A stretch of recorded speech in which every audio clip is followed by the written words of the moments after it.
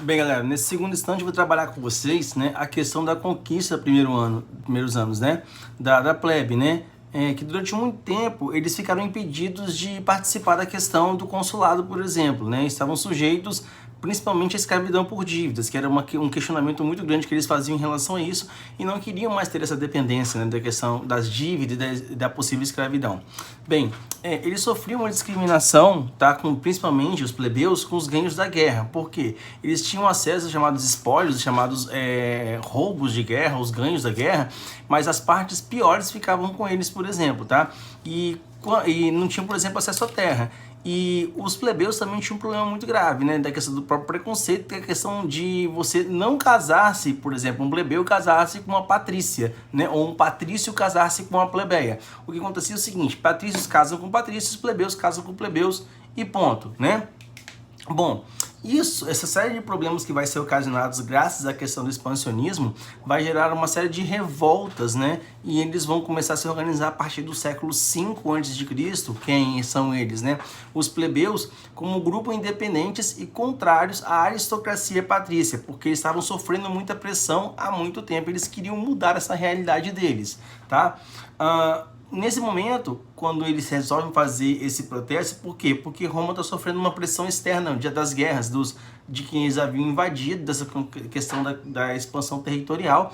Então, essas outras localidades, né, esses outros povos, impérios, eles estão começando a pressionar muito Roma. E uma crise interna muito grande, principalmente pela recusa dos plebeus em participar como soldados militares. Então, os plebeus, eles começam a forçar, quando eles fogem para o chamado Monte Sagrado, e exigem, no caso, a criação de um cargo político para os plebeus, para que eles possam participar ativamente da política de Roma. E isso em 494 a.C. Quando eles fazem isso, os patrícios se veem acuados. Por quê? Apesar de serem o menor grupo, os patrícios, e terem todo o poder na mão, se eles não tiverem gente para lutar, eles estão ferrados. Eles vão acabar também morrendo junto com aquela galera que são os plebeus.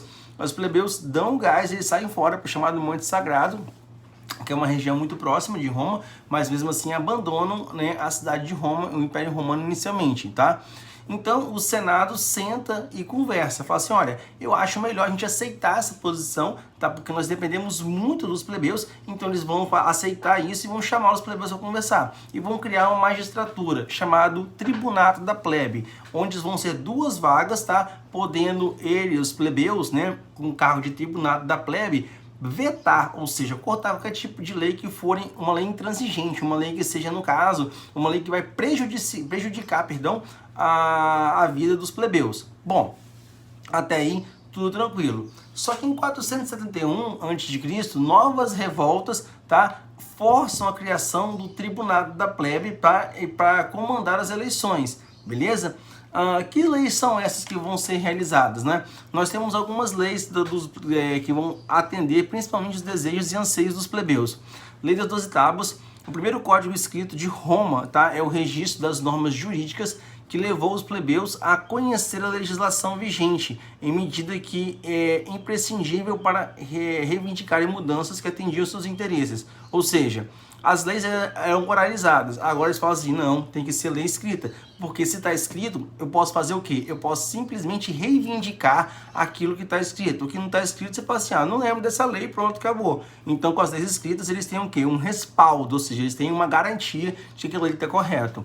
Lei da Canuleia, que permitiu o casamento entre diferentes grupos sociais que viviam em Roma. Um plebeu agora pode casar com uma patrícia, ou um patrício pode casar com uma plebeia. A chamada Lei da Licínia Sestia, que determinava a abolição da escravidão por dívidas, tá? E criava a figura do cônsul plebeu. Até então só havia cônsules quem? Só haviam cônsules patrícios. A Lei da Augúnia, que permitiu o acesso do plebeu ao colégio sacerdotais, estabelecia a igualdade religiosa entre plebeus e patrícios. E a Lei Hortência, tá? Que conferia a força de leis às decisões da Assembleia da Plebe, ou seja, do plebiscito. É muito importante lembrar o seguinte: todas essas leis foram criadas de uma vez só? Não. Essas leis foram criadas de 450 a.C., tá? Que foi a primeira lei das 12 tábuas, e a última, a Lei Hortência, em 286 a.C. Então, galera, o que acontece? São ganhos vagarosos que os plebeus vão ter, mas ganhos muito importantes, tá? E ainda falando sobre a questão do processo expansionista no século V, a gente tem a questão dessa conquista de novas terras por Roma, tá? E para ampliar o comércio, isso vai acabar ampliando o comércio de escravos, que vai atender os interesses principalmente da aristocracia patrícia, tá? E não muito diretamente, inicialmente, o interesse dos plebeus. Entre os séculos 5 e 3 a.C., para atender o interesse dos comerciantes plebeus enriquecidos que estavam aproveitando seus direitos conquistados, tá? Eles fizeram o quê? Eles fizeram uma associação com os patrícios para eles conseguirem comercializar e vender mais produtos. Com isso eles ganhariam mais dinheiro. Só que esse expansionismo romano, ele vai esbarrar numa coisa agora sim, um tanto quanto importante e preocupante, tá? Que são os cartagineses. Como assim os cartagineses, né? Para esse crescimento do comércio, principalmente no mar Mediterrâneo, utilizando as rotas desse mar, né, eles iam esbarrar em outros povos, logicamente.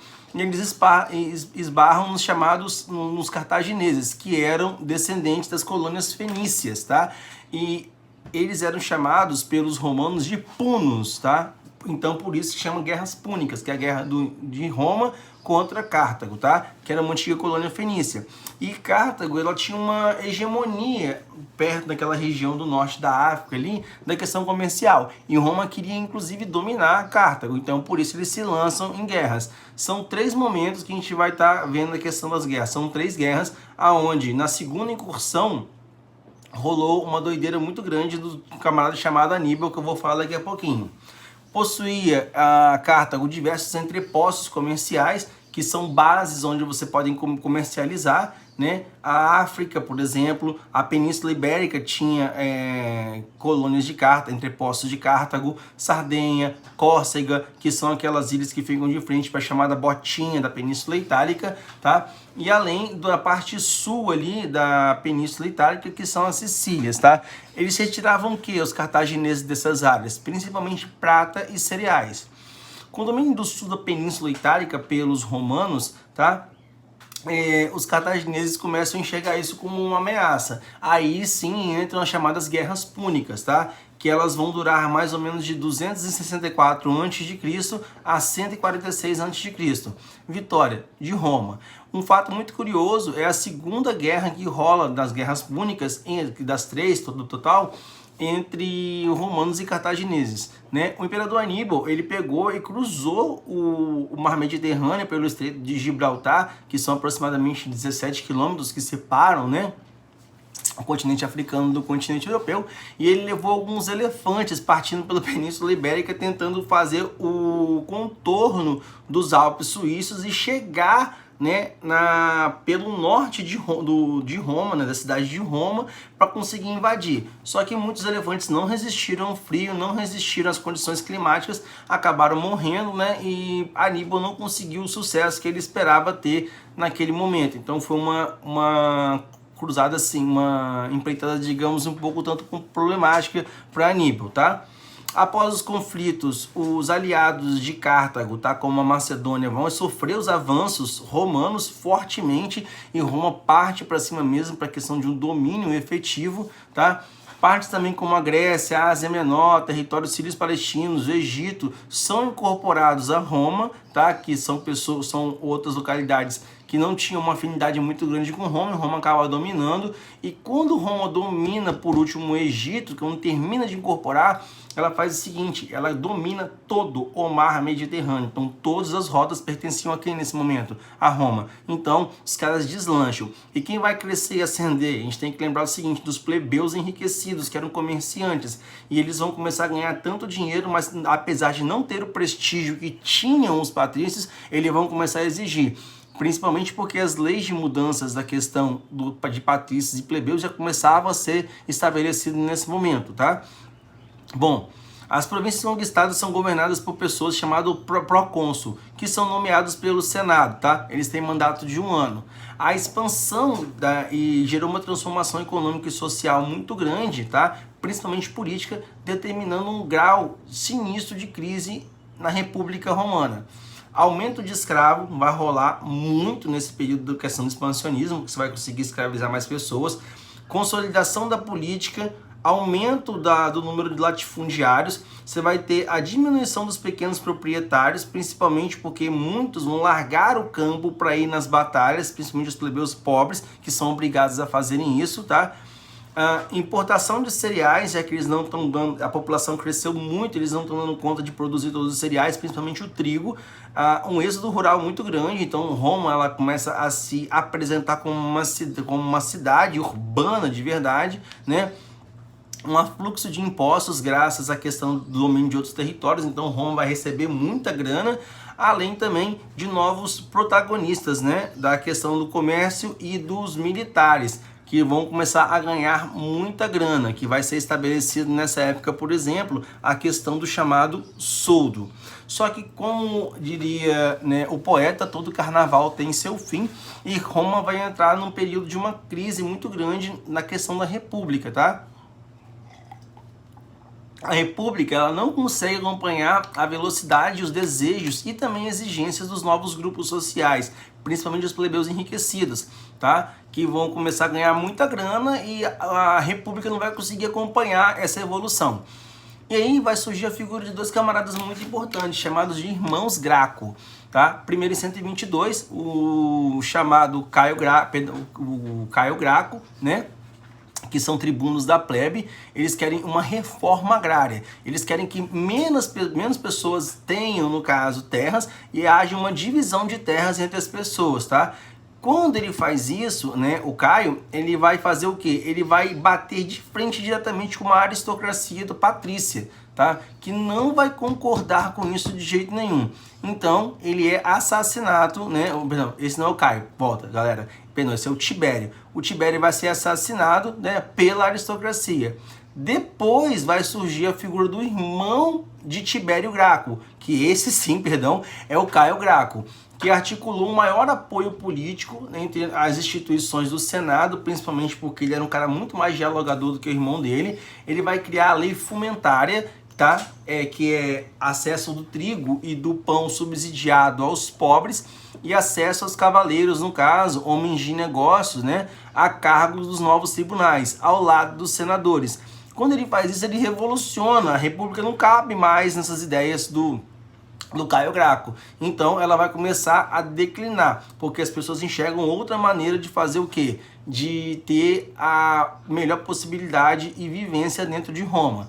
Bom, ele vai sofrer perseguições muito grandes e não se sabe ao certo como o Caio morreu. Se ele foi executado, se ele morreu de morte natural ou se ele cometeu suicídio. O certo é que o cara desapareceu, né, do Império Romano.